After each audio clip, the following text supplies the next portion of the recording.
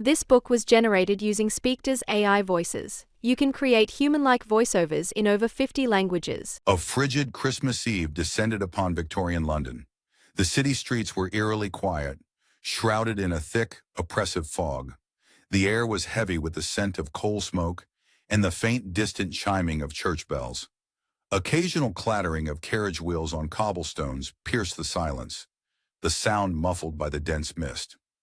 In a dimly lit counting house, Ebenezer Scrooge hunched over his ledgers, his quill scratching furiously across the pages.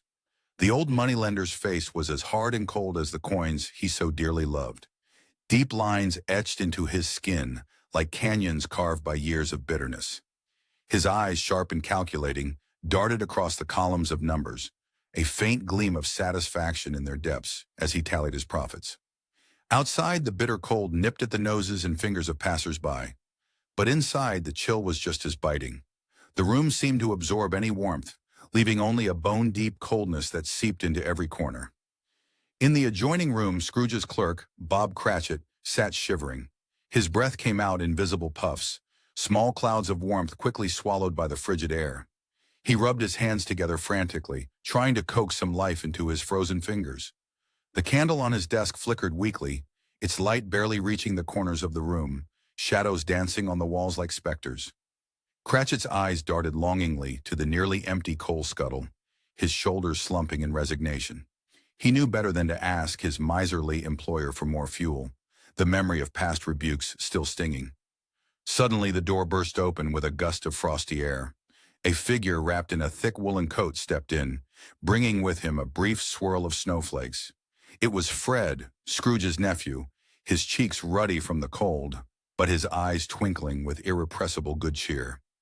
"A Merry Christmas, Uncle! God save you!" Fred's voice rang out, warm and inviting as a crackling fire in a cozy hearth. Scrooge's response was as icy as the weather outside. "Bah!" he spat, not bothering to look up from his work. "Humbug!" The word hung in the air like an icicle, sharp and cold. Undeterred, Fred pressed on, his words painting a picture of warmth and joy, a stark contrast to the gloomy atmosphere of the counting house. He extended an invitation to Christmas dinner, describing a scene of family, laughter, and abundance. But Scrooge's face remained impassive, his quill never pausing in its relentless scratching. "Christmas a humbug, Uncle," cried Fred, his voice a mixture of disbelief and amusement. "You don't mean that, I am sure." "I do," said Scrooge, his voice as dry and lifeless as autumn leaves. "Merry Christmas. What right have you to be merry? What reason have you to be merry? You're poor enough." Fred's laughter rang out, clear and bright as sleigh bells, a sound so at odds with the dreary office that it seemed to make the very air vibrate. "Come, then," returned the nephew gaily. "What right have you to be dismal? What reason have you to be morose? You're rich enough." Their exchange continued, a verbal duel between cheer and cynicism. Fred's words were like sunbeams trying to pierce through storm clouds. But Scrooge's bitterness remained impenetrable, a fortress built of years of resentment and greed. As Fred finally took his leave, his holiday wishes echoing in the stale air, two portly gentlemen entered. Their faces were flushed with the cold, eyes bright with purpose. They introduced themselves as charity collectors, seeking donations for the poor and destitute during the holiday season. Scrooge's reaction was swift and cruel. His words cut through the air like icicles, sharp and unforgiving. He spoke of prisons and workhouses as if they were holiday resorts, his voice dripping with sarcasm and disdain.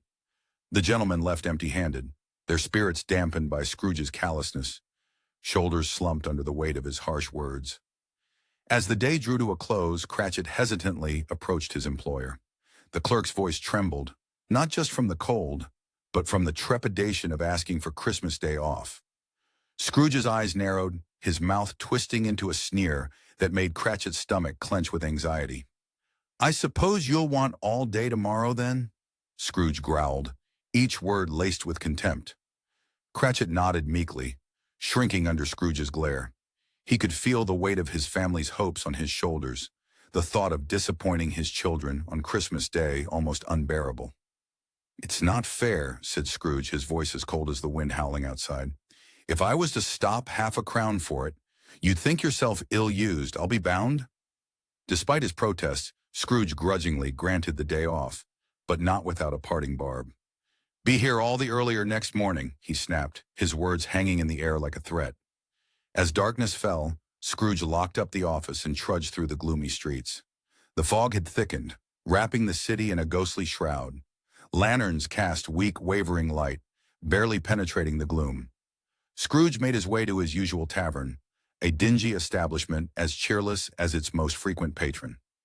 Inside, Scrooge hunched over a bowl of gruel, spooning the tasteless mush into his mouth with mechanical precision. The other patrons gave him a wide berth, repelled by the aura of misery that clung to him like a second skin. The tavern's warmth seemed to stop short of reaching him, as if even heat itself was afraid to approach. His cheerless dinner concluded, Scrooge shuffled out into the night. The streets were nearly deserted now, most people having retreated to the warmth and comfort of their homes. But for Scrooge, there was no warmth awaiting him, no loving family, no Christmas cheer. He trudged on through the fog, a solitary figure heading towards a house as dark and empty as his own heart. As he approached his doorstep, the brass knocker on the door caught his eye. For a moment it seemed to shimmer and change, taking on the appearance of a face he hadn't seen in years. Scrooge blinked and the illusion was gone, but a chill ran down his spine, one that had nothing to do with the cold night air. Something was different tonight. Something had changed. And as he reached for his key, Scrooge couldn't shake the feeling that this Christmas Eve might hold more in store for him than he could possibly imagine. Scrooge trudged towards his gloomy residence, his footsteps echoing in the empty street. The cold night air nipped at his face, a stark reminder of the solitude that awaited him. As he approached his front door, an unsettling sight caught his eye, causing him to pause mid-step. The familiar brass door knocker, worn smooth by years of use, had transformed. In its place, the ghostly face of his deceased business partner, Jacob Marley, stared back at him with hollow, accusing eyes. A chill ran down Scrooge's spine, colder than the winter air around him. He blinked hard, rubbing his eyes with gnarled fingers that trembled slightly. "Bah!" he muttered, shaking his head vigorously. "A trick of the light, nothing more." Yet as he fumbled with his key, doubt gnawed at the edges of his mind. The heavy door creaked open, revealing the yawning darkness of his home. Scrooge stepped inside, the air as cold and unwelcoming as a tomb. The floorboards groaned beneath his feet, each step echoing in the emptiness. He struck a match, the small flame dancing in his shaking hand as he lit a candle. Shadows leaped and swayed on the walls, grotesque caricatures that seemed to mock him as he made his way to the sitting room. A meager fire sputtered in the grate, barely warming the room. Its weak light cast long, flickering shadows across the sparse furnishings. Scrooge huddled close, his thin frame shivering as he spooned lukewarm gruel into his mouth. The silence of the house pressed in around him, broken only by the scraping of his spoon against the bowl and the occasional pop from the dying fire. Suddenly, a cacophony of sounds shattered the quiet. Every bell in the house began to ring, their discordant chimes filling the air like a demonic orchestra. Scrooge's heart raced, pounding against his ribs as if trying to escape. His eyes darted around the room, searching for the source of this inexplicable disturbance. "What devilry is this?" he whispered, his voice hoarse with fear. As abruptly as it had begun, the ringing stopped. In the ensuing silence, a new sound emerged, the slow, heavy drag of chains. The noise seemed to come from everywhere and nowhere at once, growing louder with each passing moment.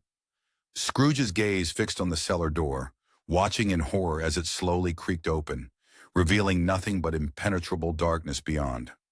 From the inky blackness, a figure emerged.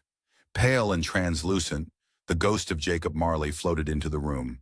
Heavy chains wrapped around his spectral form, clanking with each movement. His face, the same that had appeared on the door knocker, was a mask of eternal torment. Eyes sunken, mouth agape in a silent scream. "Ebenezer Scrooge," the apparition moaned, its voice echoing as if from a great distance, reverberating through Scrooge's very bones. "Look upon me, old friend, and see what becomes of a life lived in greed and selfishness. Scrooge cowered in his chair, his eyes wide with disbelief. The gruel bowl slipped from his trembling hands, clattering to the floor unnoticed. This cannot be real," he stammered, his voice barely above a whisper. "You're 7 years dead, Marley." The ghost rattled its chains, the sound like thunder in the small room. Each link seemed to glow with an otherworldly light, a physical manifestation of past misdeeds. "These chains, Scrooge," Marley's ghost intoned, its voice filled with anguish. "I forged in life. Link by link, yard by yard, I created them with every miserly decision, every act of cruelty, and now they bind me for eternity." Marley's ghost drifted closer, its icy presence chilling Scrooge to the bone. The old miser could feel the weight of unseen eyes upon him, judging, condemning. "But you, old friend," the specter continued, a hint of hope in its otherworldly voice, "still have a chance. 3 spirits will visit you over the next 3 nights. Heed their warnings, Ebenezer, or your chains will be heavier than mine." With those final words, Marley's ghost turned and floated towards the window. As it passed through the glass, Scrooge rushed to look outside, his legs weak and unsteady. The night air was filled with spirits, all bound in chains, their wails of regret echoing through the darkness. Men and women, young and old, all trapped in a purgatory of their own making. Their cries of anguish filled the night, a chorus of lost souls that would haunt Scrooge's dreams for years to come. Shaken to his very core, Scrooge stumbled back from the window. His legs, weak with fear, barely carried him to his bedchamber. The room, once a sanctuary, now felt alien and threatening. Shadows lurked in every corner, and the tick of the clock seemed to mock him with each passing second. As he lay in his bed, eyes wide and staring at the ceiling, he tried to rationalize what he had seen. "A dream," he muttered to himself, his voice trembling. "Nothing but a dream. Or perhaps that gruel was off. Yes, that must be it. Indigestion, playing tricks on my mind." But try as he might, Scrooge couldn't shake the feeling of impending doom that had settled over him like a shroud. The night stretched on, long and dark, as he waited for what morning might bring. Every creak of the house, every gust of wind outside sent his heart racing anew.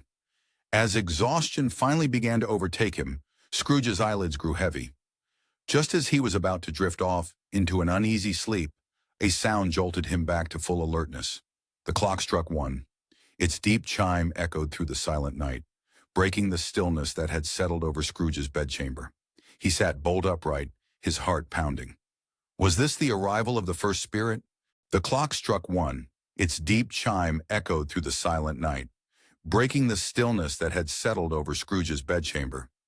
Scrooge stirred, his eyes fluttering open to a room bathed in an eerie, otherworldly glow. The air felt thick, charged with an energy he couldn't explain. His heart raced, pounding against his ribs like a caged bird seeking freedom. As he blinked away the last cobwebs of sleep, a figure materialized before him. The ghost of Christmas past. It was a sight that defied description, neither fully child nor adult, with a head that shone like a beacon in the darkness. The spirit's form flickered and shifted, as if struggling to maintain a solid shape in the mortal world. Scrooge's breath caught in his throat, a mixture of fear and fascination rooting him to the spot. The ghost reached out, its touch as light as a snowflake on Scrooge's chest. A warmth spread through him, starting from that point of contact and radiating outward. Suddenly he felt lighter than air, as if the very atoms of his being were dissolving. Before he could utter a word of protest, they were soaring out the window, leaving behind the familiar confines of his bedchamber. The night air whipped past them, cold and biting. Below, the world was a patchwork of shadows and moonlight, familiar streets and buildings rendered strange and dreamlike from this new perspective. Time seemed to bend and warp around them, the landscape shifting like sand in an hourglass. Scrooge's stomach lurched with each dip and turn, his mind struggling to make sense of this impossible journey. When at last they alighted, Scrooge found himself standing in a place both strange and achingly familiar, his childhood village. The scent of wood smoke and frost-covered pine needles filled his nostrils, triggering a flood of long-buried memories. He could hear the distant sound of carolers, their voices carried on the crisp winter air. The ghost guided him to an old schoolhouse, its windows dark save for one feeble light. Peering inside, Scrooge's breath caught in his throat. There, hunched over a desk, sat a young boy, himself many years ago. The child's face was a mask of loneliness, his eyes fixed on a book but seeing nothing. The weight of those lonely years pressed down upon Scrooge, threatening to crush his newly awakened heart. But then, like a ray of sunshine breaking through storm clouds, a new scene unfolded before him. The schoolroom door burst open with a bang, and in rushed a young girl, her face alight with joy. It was Fan, Scrooge's beloved sister, come to rescue him from his solitude. "Dear, dear brother," she cried, her voice ringing with happiness. She threw her arms around the young Ebenezer, nearly knocking him off his chair. "I've come to bring you home. Father's so much kinder than he used to be. He sent me in a coach to bring you home, and we're to be together all Christmas long and have the merriest time in all the world." Scrooge watched, transfixed, as his younger self embraced his sister. The love between them was palpable, a warm glow that seemed to push back the shadows of the dreary schoolroom. As he observed the scene, Scrooge couldn't help but notice how much his nephew Fred resembled Fan. The same kind eyes, the same generous spirit. A lump formed in his throat, a bittersweet mixture of joy and regret. The ghost touched Scrooge's arm, and once more the world around them shifted. They found themselves in a bustling warehouse decked out in festive garlands and ribbons. The air was thick with the scent of mulled wine and roasted chestnuts. At its center stood a jolly man with a round face, an even rounder belly. Mr. Fezziwig, Scrooge's old master. The warehouse was alive with music and laughter as Mr. Fezziwig threw open the doors for his annual Christmas party. Couples whirled across the makeshift dance floor, their faces flushed with exertion and good cheer. The floorboards creaked beneath their feet, keeping time with the lively fiddle music. In one corner, a group gathered for games, their shouts of triumph and groans of defeat adding to the merry cacophony. Amidst it all, Scrooge spotted his younger self once more. This Ebenezer was different from the lonely schoolboy. Here was a young man full of life and promise, laughing and dancing with abandon. His eyes sparkled with joy, his movements light and carefree. As he watched, Scrooge felt a stirring in his chest, a long-forgotten warmth beginning to thaw his frozen heart. He turned to the ghost, his eyes shining with unshed tears. "Fezziwig had the power to render us happy or unhappy, to make our service light or burdensome, a pleasure or a toil," he murmured, his voice thick with emotion. "The happiness he gives is quite as great as if it cost a fortune." As the scene before him continued to unfold, Scrooge began to recognize the true value of kindness and generosity. He saw how a simple act of goodwill could light up a person's entire world, how the joy of others could become a source of joy for oneself.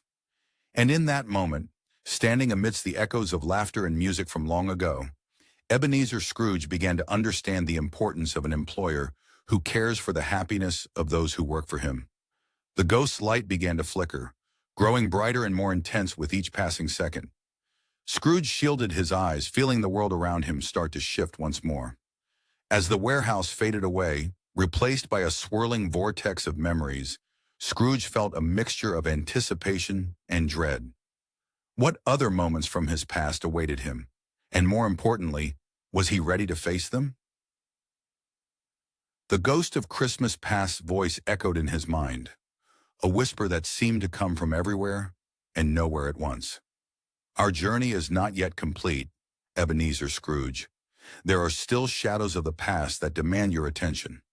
With those words hanging in the air, Scrooge found himself plunging deeper into the recesses of his own history, unsure of what revelations or regrets awaited him next. The ghost of Christmas past continued its role as Scrooge's spectral guide. Together they embarked on a journey through the pivotal moments of Scrooge's youth, each scene unfolding like pages from a long-forgotten album. Mist swirled around them, thick and cold, as they drifted through the corridors of memory. Scrooge felt a chill run down his spine, not from the ghostly presence beside him, but from the anticipation of what lay ahead. The fog parted, revealing a scene that made his heart skip a beat.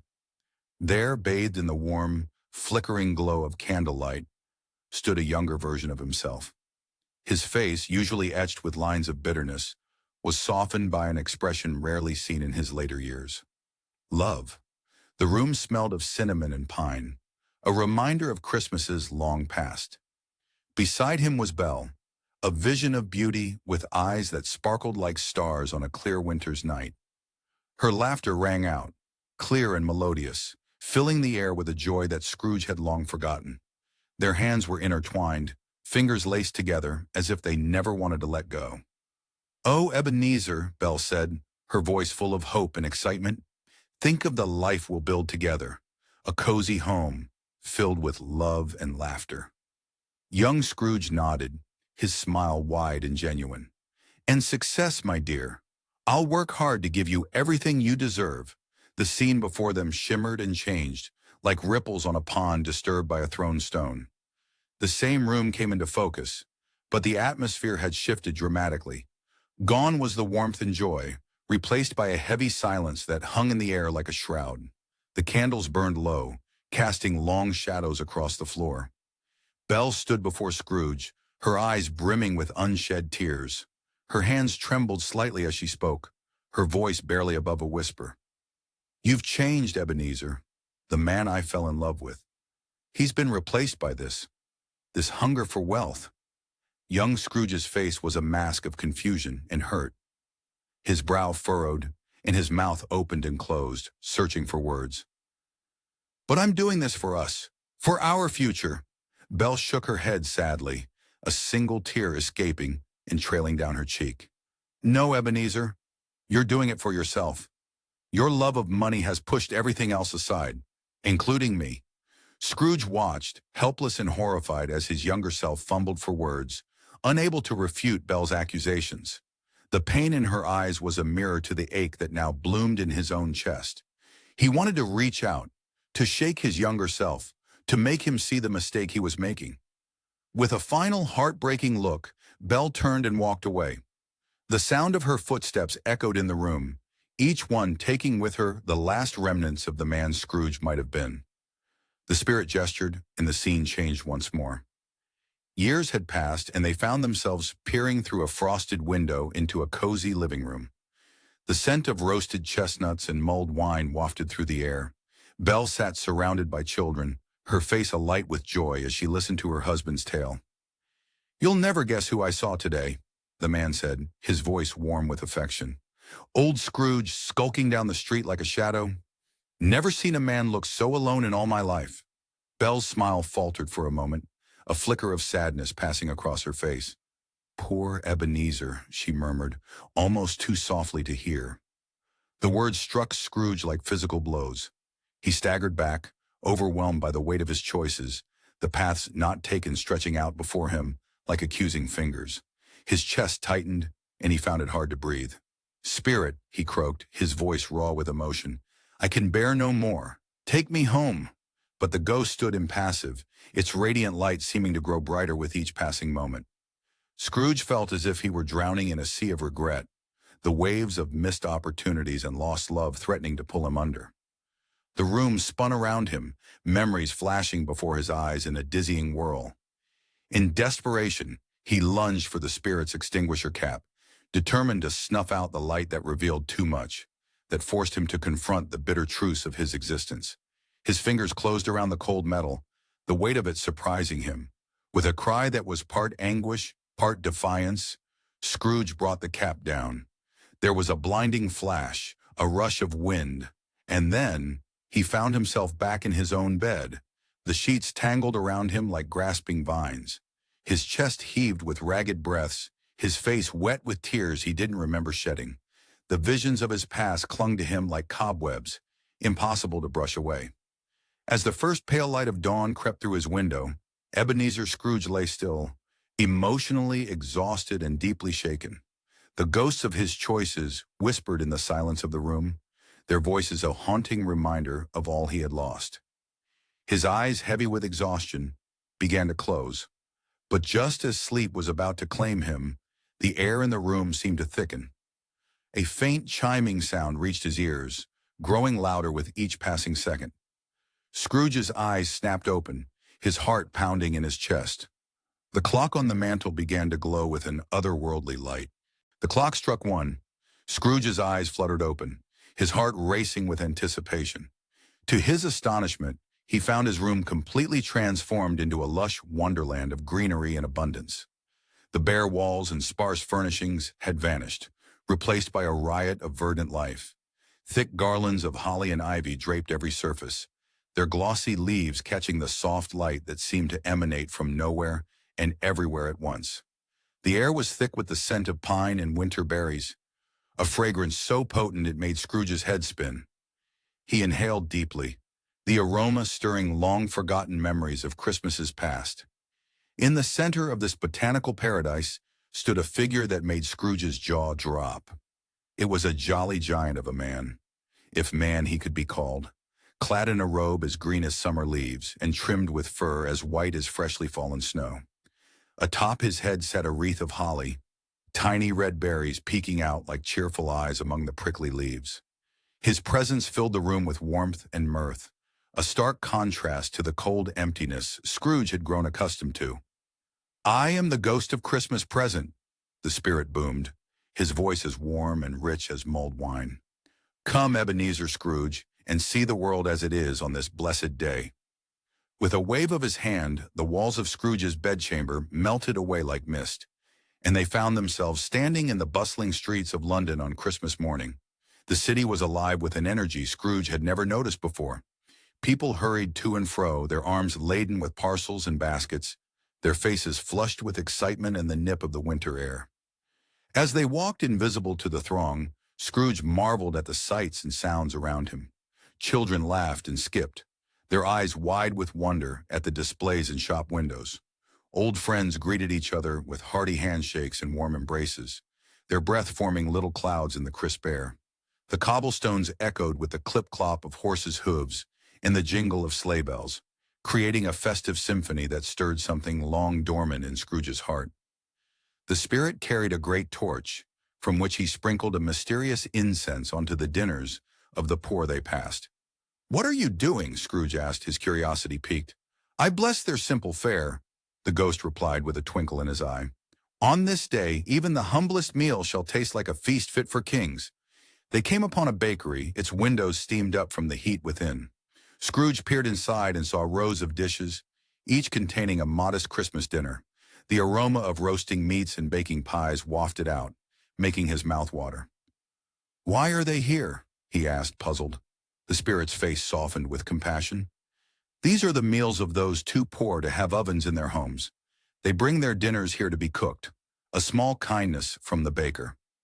As they watched, the ghost waved his torch over the dishes, and the aroma that wafted out was mouth-watering. Scrooge's stomach growled, and he felt a pang of shame for all the times he had sneered at such paltry meals. He remembered the meager fare he had provided for his own clerk, Bob Cratchit, and felt a twinge of guilt. Their journey continued through the city, and Scrooge found himself moved by the countless acts of kindness he witnessed. A wealthy gentleman stopped to drop a coin into a beggar's cup, the metal clinking against the tin like a bell of hope. A group of children pooled their pennies to buy a small gift for a friend who had none, their faces beaming with the joy of giving. Even in the poorest neighborhoods, neighbors shared what little they had, their generosity seeming to multiply their meager resources. "I don't understand," Scrooge murmured, his voice thick with emotion. "These people have so little, and yet they seem so happy." The spirit smiled, a smile as bright as the star atop a Christmas tree. "They have discovered the true wealth of the season, Ebenezer. Not gold or silver, but love, kindness, and the joy of giving." As if to drive this point home, their ethereal journey took them to places Scrooge had never imagined Christmas could reach. They visited a hospital where nurses sang carols to their patients, bringing smiles to faces etched with pain. The melodies floated through the sterile halls, transforming them into corridors of hope and healing. They soared over the sea to a ship where sailors far from home shared a toast to absent loved ones. The salty spray of the ocean mingled with the warmth of their camaraderie, creating a haven of fellowship amidst the vast, lonely sea. They even appeared in a lonely lighthouse, where the keeper and his family made merry in their isolation, their celebration a beacon of joy in the darkness. The laughter of children echoed off the stone walls, competing with the crash of waves against the rocky shore below. With each new scene, Scrooge felt something within him shift, like ice beginning to thaw under the warmth of the sun. The Christmas spirit, he realized, was not confined to grand halls or wealthy homes. It was a force that transcended boundaries of class and circumstance, bringing light to the darkest corners and hope to the most desperate hearts. As they stood atop the lighthouse, watching the waves crash against the rocks below, Scrooge turned to the spirit, his eyes shining with unshed tears. "I never knew," he whispered. "I never understood." The ghost of Christmas present placed a gentle hand on Scrooge's shoulder. "Understanding is the first step, Ebenezer, but the journey is not over yet. There is still much to see and much to learn." With those words, the scene before them began to fade, the sound of the sea giving way to a new silence, pregnant with possibility. Scrooge found himself wondering what other wonders, or warnings, the night might hold, and for the first time in years he felt a flicker of anticipation for what was to come. Suddenly the world around them shifted once more. The bustling city streets and the lonely lighthouse disappeared, replaced by a quiet, snow-covered lane on the outskirts of town. In the distance, Scrooge could make out a small, humble cottage, its windows glowing with warm light. His heart clenched as he recognized the dwelling. It was the home of Bob Cratchit, his underpaid and overworked clerk. What secrets would this visit reveal? And was Scrooge prepared for the truths he might uncover about the lives of those he had so long ignored? The ghost of Christmas present transported Scrooge to the outskirts of town. There, nestled among the snow-covered streets, stood the humble abode of Bob Cratchit and his family. The winter wind howled, finding its way through every crack and crevice of the small, run-down home. Yet within those weathered walls, a different kind of warmth radiated, one that no chill could penetrate. Scrooge's senses were immediately overwhelmed. The aroma of roasting goose mingled with the sweet scent of pudding, creating a symphony of smells that made his mouth water involuntarily. Underneath it all, the earthy fragrance of pine from a modest wreath on the door added a touch of festive cheer. In the heart of this sensory whirlwind stood Mrs. Cratchit, her face flushed and glistening with perspiration. She moved with the grace of a dancer, effortlessly gliding between the stove and the table. Her movements were a testament to years of practice, each gesture infused with love and determination to make this meager feast a memorable one. The older Cratchit children buzzed around the small space like industrious bees. Their excitement was palpable, filling the air with the electric energy that seemed to make the very walls vibrate. Laughter erupted spontaneously as they set the table with their best plates, chipped and worn, but polished to a shine that rivaled any fine china. The creaking of the front door cut through the joyous cacophony, announcing Bob Cratchit's return from church. Perched upon his shoulder, like a king surveying his domain, sat Tiny Tim. The boy's crutch was tucked under his father's arm, temporarily forgotten in this moment of pure, unbridled joy. Scrooge found his gaze drawn to Tiny Tim's face. The boy's eyes sparkled with a light that outshone any star, his smile so wide it seemed to defy the boundaries of his small face. Yet beneath this radiant exterior, Scrooge couldn't help but notice the pallor of his skin, the slight tremor in his hands, the way pain etched fine lines around his eyes. A stark reminder of the illness that gripped the child's frail body.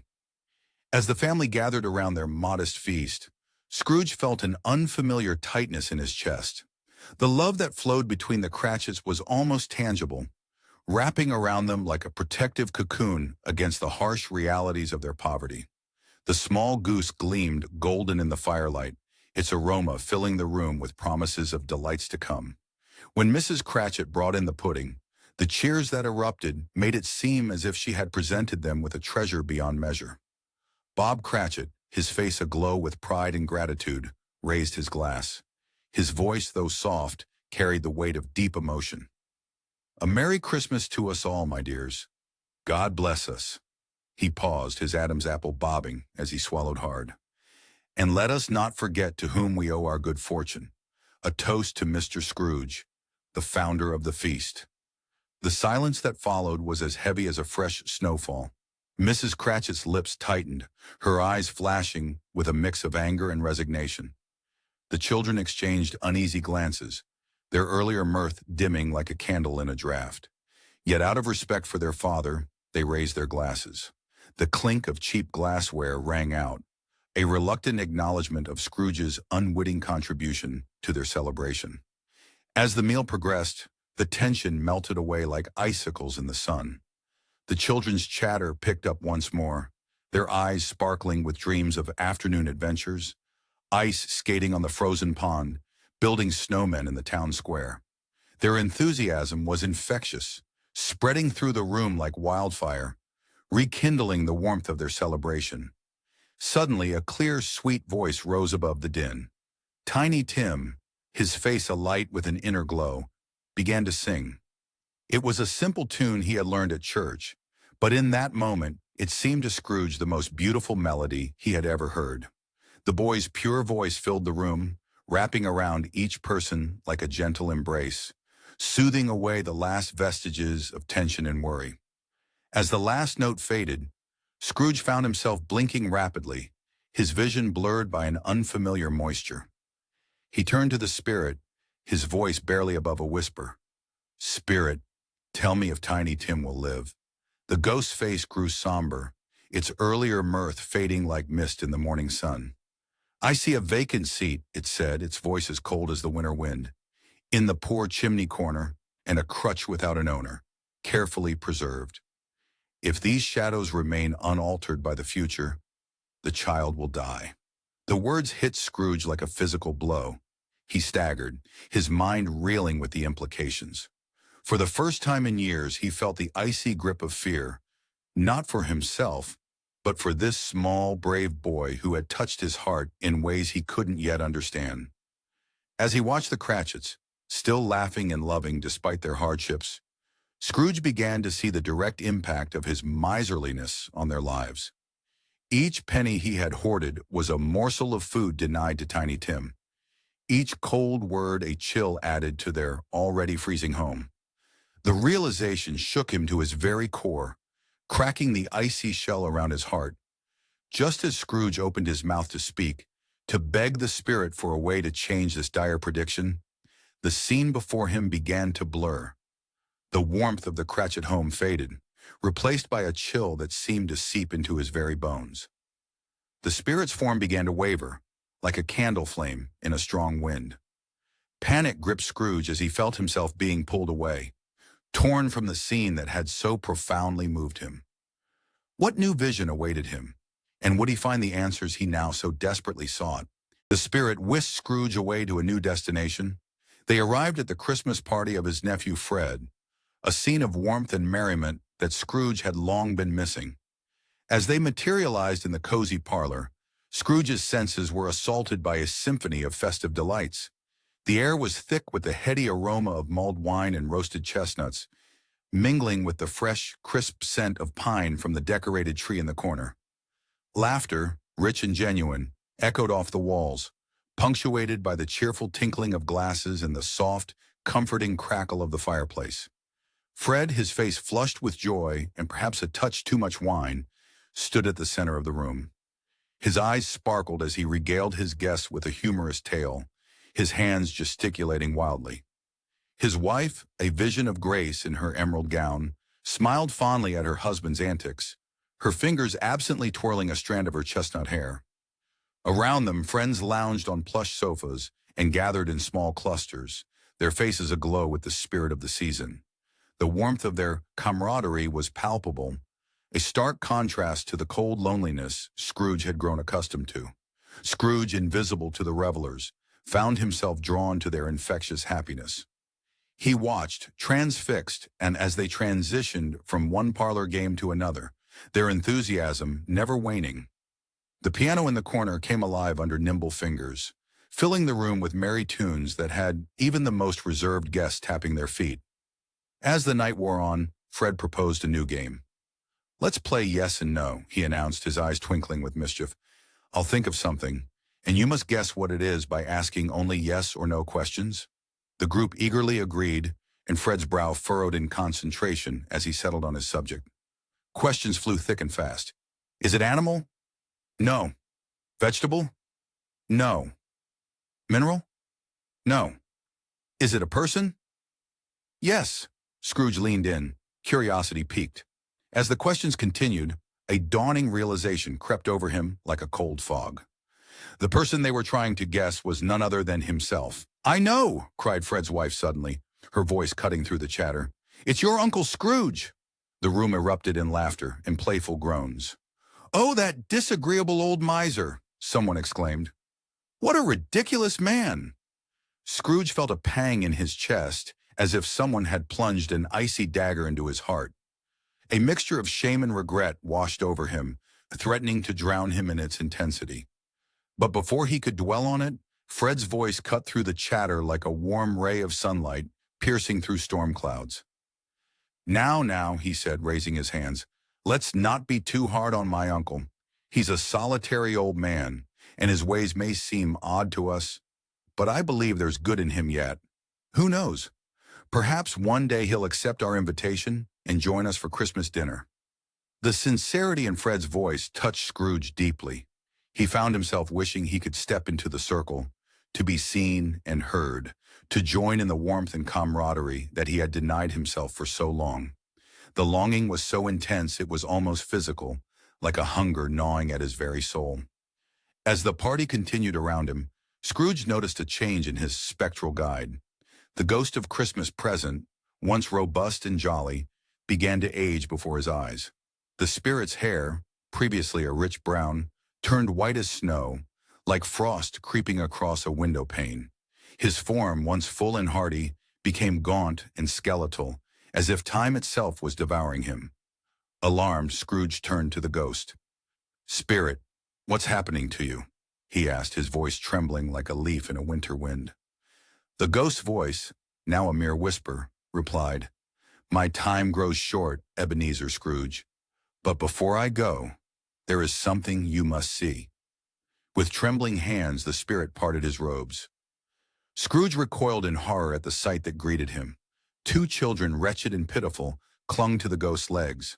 A boy and a girl, their eyes sunken and their bodies emaciated, looked up at Scrooge with haunting gazes that seemed to pierce his very soul. Spirit, who are these children? Scrooge asked, his voice quavering. The boy is ignorance. The girl is want, the ghost replied, his voice as hollow as a tomb. Beware them both, Ebenezer, but most of all, beware the boy. For on his brow I see that written which is doom, unless the writing be erased. Scrooge, his heart pounding like a drum, stared at the children. Their presence was a stark reminder of the consequences of societal neglect, a mirror reflecting the very attitudes he had harbored for so long. The weight of his indifference crashed down upon him, threatening to crush him under its immense burden. As he grappled with this haunting revelation, the clock began to strike midnight. With each chime, the ghost of Christmas present seemed to fade further, the children disappearing into the folds of his robe like smoke dissipating in the wind.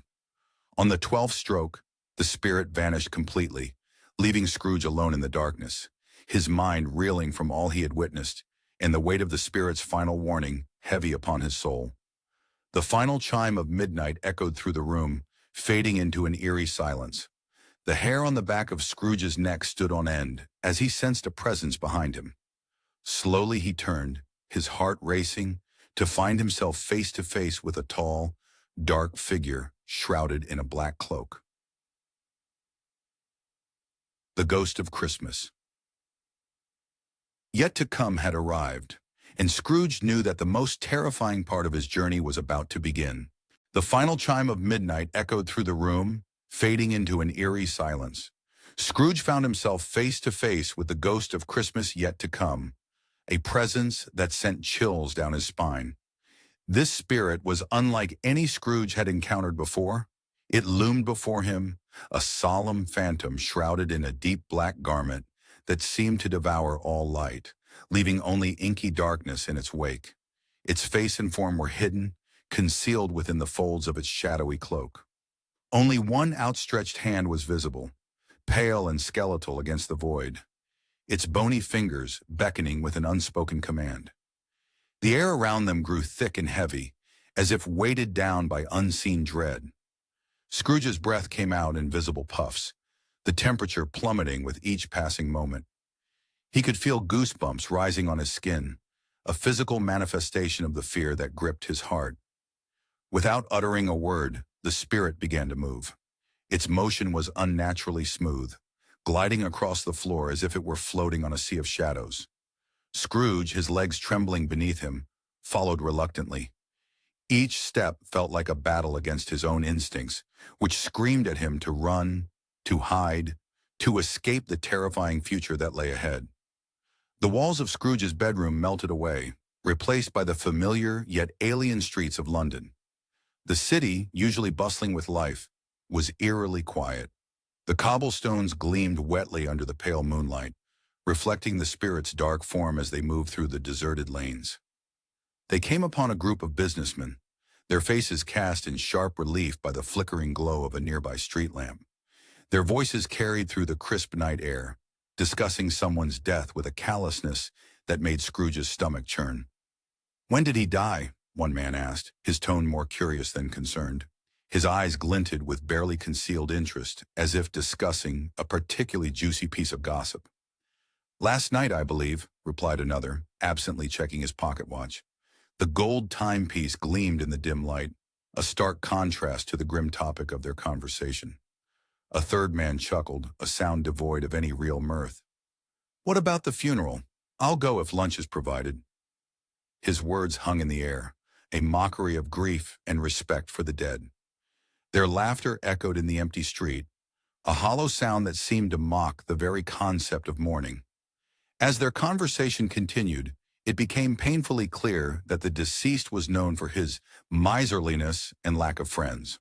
The men spoke of him as one might discuss a particularly unpleasant piece of furniture, something better off, discarded and forgotten. Scrooge felt a wave of nausea wash over him. He turned to the spirit, his voice barely above a whisper. "Show me someone who feels emotion about this death." The words felt heavy on his tongue, laden with a desperation he couldn't quite understand. The phantom's response was swift and silent. The world around them blurred and shifted, colors bleeding into one another like watercolors in the rain.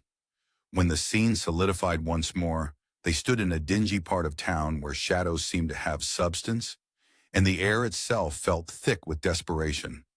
Here a group of thieves had gathered, their eyes glinting with a mixture of greed and dark amusement.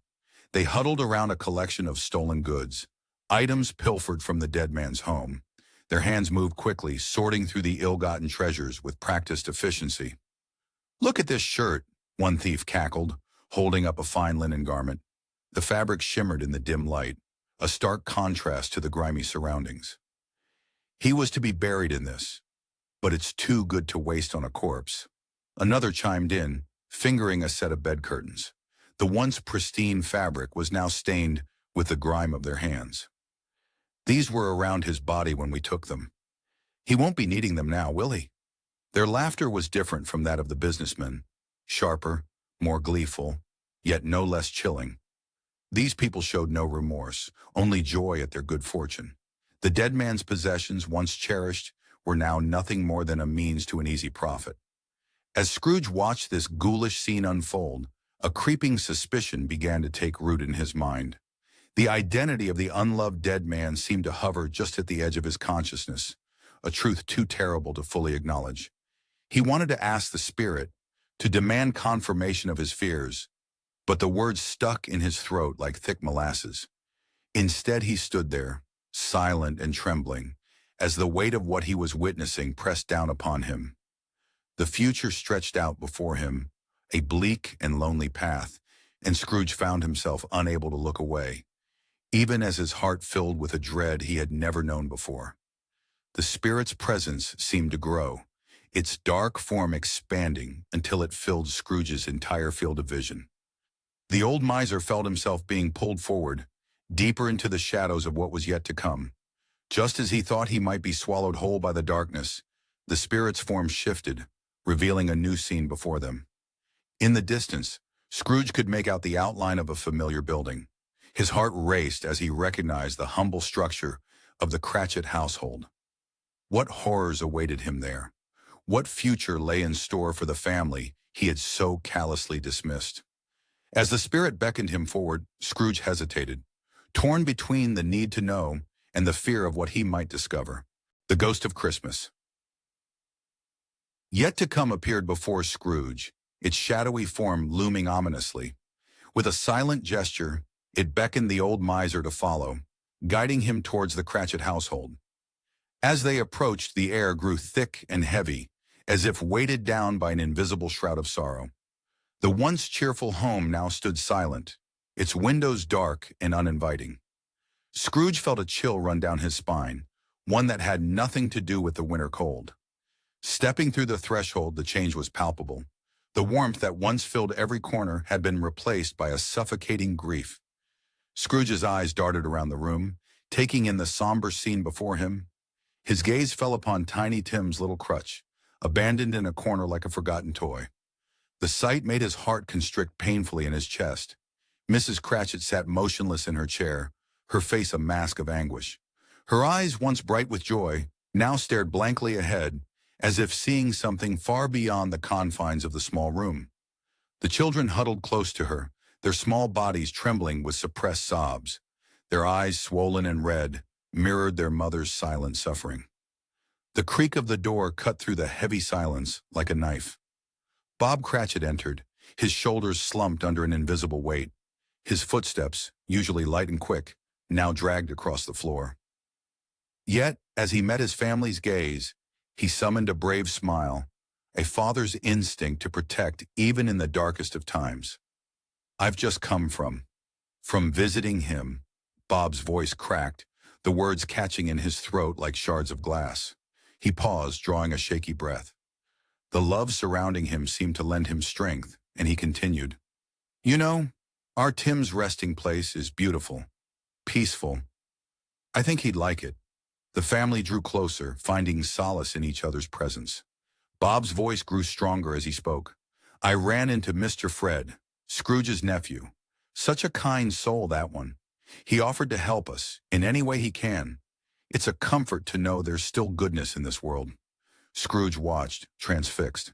Each word, each tear, each comforting touch among the Cratchits pierced his heart like an icy dagger. The consequences of his actions, his years of neglect and indifference, unfolded before him in stark reality. The future he witnessed was a tapestry woven from threads of his own making, and the pattern it revealed was one of pain and loss. Before he could fully process the weight of this revelation, the spirit beckoned. They left the Cratchits' home, the image of their united grief etched in Scrooge's mind like a brand. Their next destination was a graveyard, a place forgotten by time and care. The iron gates creaked ominously as they passed through, the sound echoing in the eerie silence. Overgrown weeds reached out like grasping fingers, and weathered tombstones tilted at odd angles, as if trying to escape their earthly confines. The spirit glided through this desolate landscape, its dark form a stark contrast against the snow-covered ground. A chill that had nothing to do with the winter air crept up Scrooge's spine. With each step, dread pooled in his stomach, a leaden weight that threatened to root him to the spot. But the spirit's silent command urged him forward, leading him to a solitary grave set apart from the rest. Scrooge's hands trembled as he brushed away the snow that obscured the name on the tombstone. Each sweep of his hand revealed a letter, spelling out a truth he feared to face. Ebenezer Scrooge. The realization crashed over him like a tidal wave, threatening to sweep away the last vestiges of his composure. He was the man whose death brought relief rather than sorrow. He was the one whose belongings were callously pilfered, whose passing was discussed with such cold indifference. In that moment, the full weight of his life's choices pressed down upon him, threatening to crush his very soul. Scrooge fell to his knees before the spirit, the cold, hard ground a fitting altar for his desperate plea. "Spirit," he cried, his voice raw with emotion, "tell me these are shadows of things that may be, not shadows of things that must be." The specter remained silent, its shrouded form looming over Scrooge like the very embodiment of his fate. Its silence was more terrifying than any words could have been. "I will honor Christmas in my heart," Scrooge vowed, his words echoing through the empty graveyard. "I will live by the lessons of past, present, and future. I will not shut out the lessons they teach." As he spoke, Scrooge reached out, grasping at the spirit's robes. He clung to them as a drowning man clings to a lifeline, begging for mercy, for a chance to rewrite his story. But as his fingers closed around the fabric, he felt it dissolve beneath his touch. The world around him began to spin, the graveyard blurring into a whirl of shadows and snow.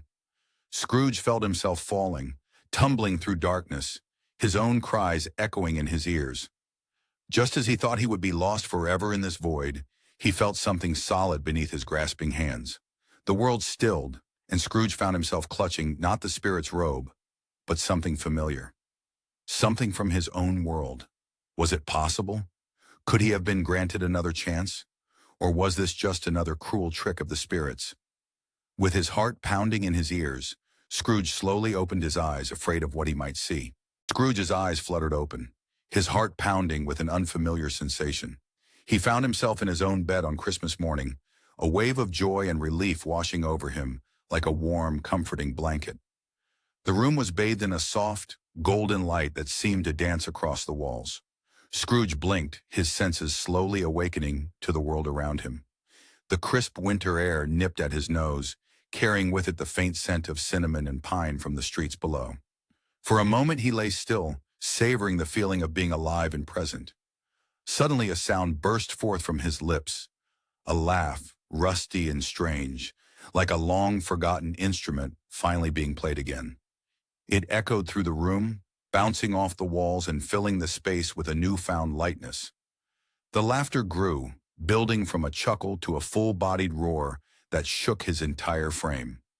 With a vigor he hadn't felt in years, Scrooge leapt from his bed, his nightshirt billowing around him like a ghostly dancer. He twirled and pranced around the room, his bare feet padding against the cold floor. Each familiar object, the bedpost, the dresser, the curtains, seemed to glow with a new significance. They were his, yes, but more importantly, they were real and present, anchoring him to this moment of redemption. "I haven't missed it," he cried out, his voice cracking with emotion. "The spirits have done it all in one night. They can do anything they like. Of course they can." Rushing to the window, Scrooge threw open the curtains. The winter sunlight streamed in, bathing him in its golden warmth. Below, the streets were coming to life with the bustle of Christmas morning. The cobblestones glistened with a thin layer of frost, and wisps of chimney smoke curled lazily into the sky. His gaze fell upon a young boy, bundled up against the cold, shuffling along the sidewalk. "You there, boy?" Scrooge called out, his voice carrying a hint of desperation. "What day is it?" The boy looked up, startled, his eyes wide with surprise at being addressed by the notorious miser. "Why, it's Christmas Day, sir." A grin spread across Scrooge's face, transforming his features into something almost unrecognizable. His eyes crinkled at the corners, and deep dimples appeared in his cheeks. "Christmas Day! I haven't missed it. The spirits have done it all in one night." He paused, an idea forming. "Boy, do you know the poulterers in the next street?" "I should hope I do," the boy replied, a hint of cheek in his voice. "An intelligent lad!" Scrooge exclaimed, his heart swelling with affection for this unknown child. "Do you know if they've sold the prize turkey that was hanging up there? Not the little prize turkey, the big one?" "What, the one as big as me?" the boy asked, his eyes widening to the size of saucers. "What a delightful boy!" Scrooge chuckled, his laughter ringing out like bells. "Yes, my lad. It's hanging there now," the boy confirmed, bouncing on his toes with excitement. Scrooge's heart leapt with excitement, a plan forming in his mind. "Is it? Go and buy it." "Walk yer," the boy exclaimed, using the slang of the day to express his disbelief. "No, no," said Scrooge, leaning out the window, his nightshirt fluttering in the breeze. "I am in earnest. Go and buy it, and tell him to bring it here, that I may give them the direction where to take it. Come back with the man, and I'll give you a shilling. Come back with him in less than 5 minutes, and I'll give you half a crown." The boy was off like a shot, his small feet pounding against the pavement as he raced towards the poulterers. Scrooge beamed at the window, his mind racing with possibilities. He imagined the Cratchits' faces when they received the enormous bird, their eyes wide with wonder, their mouths agape in surprise. It would be a feast fit for kings, and they would never know it came from him. Turning from the window, Scrooge began to dress, his fingers fumbling with buttons and laces in his excitement. As he donned his best suit, a deep green velvet coat with shiny brass buttons, he talked to himself, his words tumbling out in a joyous stream of consciousness. "I'll begin with Bob Cratchit. Yes, Bob and his family. And then there's my nephew, Fred. Oh, how I've wronged him. But no more, no more." He moved to his shaving mirror, picking up his razor with a trembling hand. As he lathered his face, he began to hum, the tune of "God Rest Ye Merry, Gentlemen," rising unbidden to his lips. The man in the mirror was a stranger to him, eyes bright, cheeks flushed with color, a smile playing at the corners of his mouth. "Why, I hardly recognize myself," Scrooge mused, running a hand over his freshly shaven chin. "Is this what happiness looks like?" As he finished dressing, Scrooge took one last look around his room. In his mind's eye, he could still see the spirits that had visited him, the chains of Marley clanking ominously, the warm glow of Christmas past illuminating forgotten memories, the booming laugh of Christmas present filling the air with joy, and the ominous silence of Christmas yet to come, sending shivers down his spine. A lump formed in his throat as he silently thanked them for their intervention. "I will honor Christmas in my heart," he whispered, his voice thick with emotion, "and try to keep it all the year." With a spring in his step and a lightness in his heart he hadn't felt in decades, Scrooge descended the stairs. Each step seemed to carry him further away from his old self and closer to the man he wanted to be. The wooden boards creaked beneath his feet, as if the very house was awakening to this new Scrooge. As he reached the bottom, a chuckle of pure glee escaped him. Scrooge's hand hovered over the doorknob, trembling slightly. The world awaited, full of possibilities, and Ebenezer Scrooge was ready to embrace it with open arms and a new heart. But as he turned the knob, a sudden wave of anxiety washed over him. Would the world accept this changed man, or would his past misdeeds haunt him still? With a deep breath, Scrooge pushed open the door, stepping into the unknown. Scrooge emerged from his home, stepping onto the bustling streets of London. His face radiated with a newfound joy, a stark contrast to his usual dour expression. The city pulsed with life, a symphony of sights and sounds that Scrooge had long ignored, but now embraced with open arms. The winter air nipped at his cheeks, crisp and invigorating. Snowflakes danced in the air, settling on his hat and coat like tiny, glistening jewels. Scrooge inhaled deeply, savoring the scent of roasting chestnuts and fresh pine that wafted through the air. For the first time in years, he felt truly alive. "Merry Christmas!" he bellowed, his voice ringing out with unbridled enthusiasm. Passers-by stopped in their tracks, mouths agape at the sight of the once miserly Scrooge spreading cheer. Their shock quickly melted into smiles as they returned his greetings, the infectious joy spreading like wildfire through the crowded streets. As he rounded a corner, Scrooge's eyes fell upon a familiar figure, the portly gentleman who had approached him for a charitable donation just the day before. His stomach clenched, shame washing over him as he remembered his cruel dismissal, but determination quickly replaced it, his heart pounding with resolve. "My good sir," Scrooge called out, his voice trembling slightly with emotion. The gentleman turned, his eyes widening in recognition and a hint of apprehension. Scrooge removed his hat, bowing his head slightly. "I must apologize for my behavior yesterday.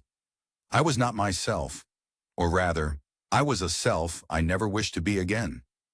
The gentleman's brow furrowed in confusion, but before he could speak, Scrooge leaned in close, whispering a sum into his ear that made the man's eyes bulge and his breath catch in his throat. "That, sir," Scrooge said, his eyes twinkling, "is my pledge to your cause. And I'll not stop there. I'll make good on all the years I've neglected my duty to my fellow man." The gentleman, still stunned, could only nod and shake Scrooge's hand vigorously, tears of gratitude welling in his eyes. The warmth of the handshake spread through Scrooge's body, chasing away the last vestiges of his former coldness. With a spring in his step and his heart light as a feather, Scrooge made his way through the winding streets to his nephew Fred's house. The cobblestones beneath his feet seemed to propel him forward, each step bringing him closer to redemption. As he approached the cheerful dwelling, festooned with holly and bright ribbons, a flicker of nervousness threatened to dampen his spirits. What if Fred turned him away? What if his past transgressions were too great to forgive? Scrooge paused at the door, his hand hovering over the brass knocker. He took a deep breath, steeling himself. The sounds of laughter and merriment drifted through the wood, a siren song of family and belonging. With a surge of courage, he rapped sharply on the door. The laughter inside quieted, and footsteps approached. The door swung open, revealing Fred's surprised face. "Uncle Scrooge?" Fred gasped, his eyes wide with disbelief. Scrooge smiled sheepishly, suddenly feeling very small. "Merry Christmas, Fred. I wonder if I might join you for dinner." For a moment, Fred stood frozen, processing the unprecedented request. Then, like the sun breaking through storm clouds, a wide grin spread across his face. "Join us? Why, of course. Come in, come in." He threw the door wide open, pulling Scrooge into a warm embrace. As Fred led him into the parlor, Scrooge felt a lump form in his throat. The room was alive with the spirit of Christmas, a crackling fire casting dancing shadows on the walls, garlands draped over every surface, and the delicious aroma of roast goose wafting from the kitchen. The warmth enveloped him, a stark contrast to the cold emptiness of his own home. Fred's wife and friends fell silent as Scrooge entered, their faces a mixture of surprise and wariness. But as Scrooge began to speak, pouring out his heart in the story of his transformation, the initial chill in the room thawed. Words tumbled out of him, each one a step towards redemption, a bridge being built between himself and the family he had long neglected. Soon, Scrooge found himself swept up in the festivities. He joined in games of charades with gusto, his theatrical gestures sending the room into fits of laughter. He sang carols with a voice rusty from disuse, but filled with genuine joy. And as he gazed around at the smiling faces, Scrooge felt a warmth in his chest that he hadn't experienced in decades. As the day progressed, Scrooge discovered a happiness he had long forgotten. The company, the laughter, the simple act of being part of something larger than himself. It was as if he was experiencing the true spirit of Christmas for the first time. Every smile, every touch, every shared moment was a gift, more precious than any coin or possession.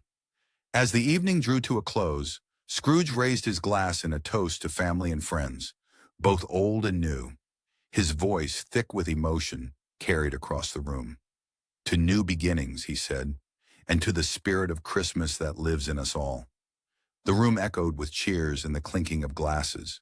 As Scrooge took a sip of his drink, he felt a profound sense of peace settle over him. This was just the beginning of a wonderful new chapter in his life.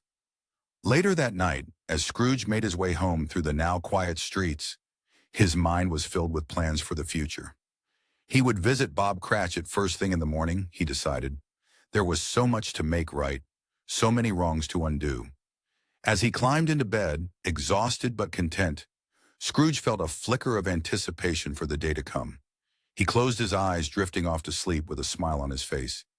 But as the clock struck midnight, marking the end of Christmas Day, a chill wind rattled the windows. In the stillness of the night, a faint whisper seemed to echo through the room. "Remember."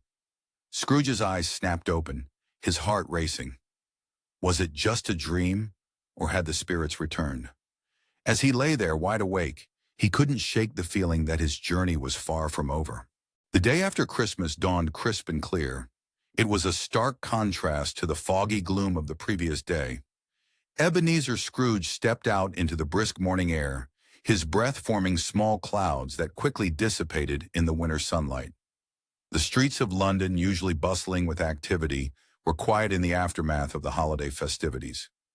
Scrooge's footsteps echoed on the cobblestones as he made his way to his counting house, a spring in his step that had been absent for decades. As he approached the familiar building, Scrooge paused, his hand hovering over the door handle. The weight of his past actions pressed down on him, but the lightness in his heart pushed back with equal force. He took a deep breath, savoring the crisp air, and pushed open the door.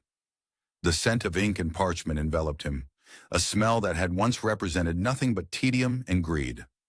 Now it held the promise of new beginnings. Scrooge settled into his chair, his eyes fixed on the old clock on the wall. Its steady ticking seemed to echo the beating of his renewed heart as he waited for Bob Cratchit's arrival.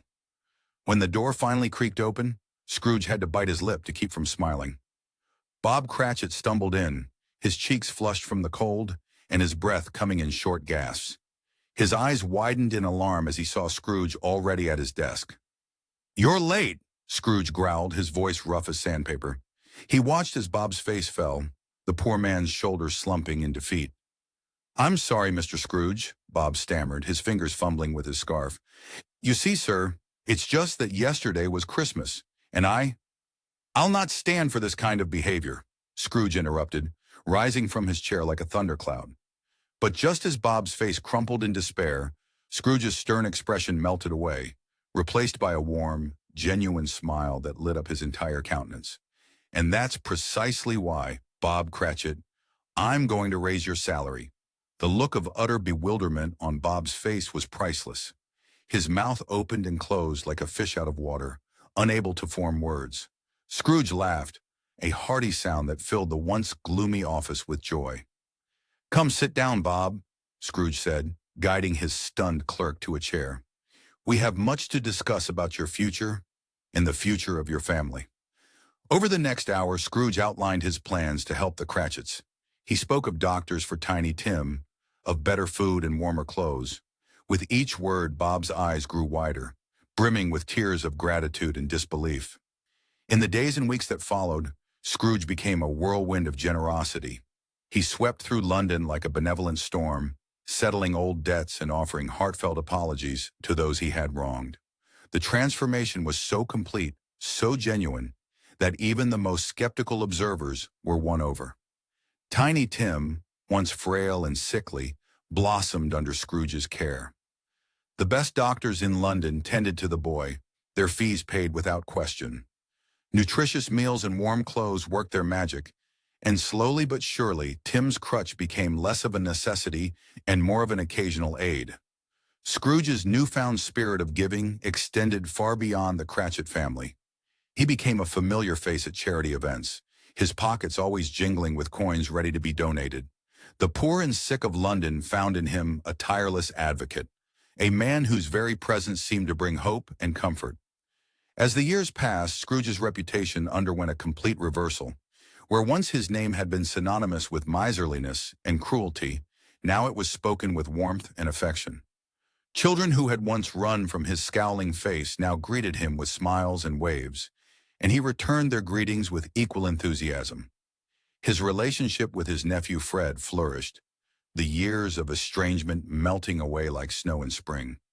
Scrooge became a fixture at family gatherings, his booming laugh and twinkling eyes a source of joy for all. As Fred's family grew, Scrooge found himself embracing the roles of beloved uncle and doting great-uncle with gusto. Through it all, Tiny Tim remained at the center of Scrooge's world.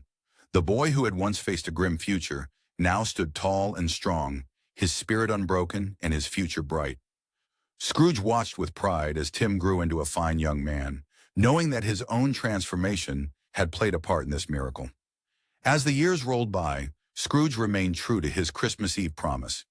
He kept Christmas in his heart not just for a day or a season, but all year round. His generosity became legendary, his kindness a beacon of hope in an often harsh world. In Ebenezer Scrooge, the old city of London found a friend, a master, and a man of unparalleled goodness, living out his days as a shining example of the transformative power of love and compassion. And so, as Tiny Tim observed, God bless us, everyone. This book was generated using Speaktor's AI voices. You can create human-like voiceovers in over 50 languages.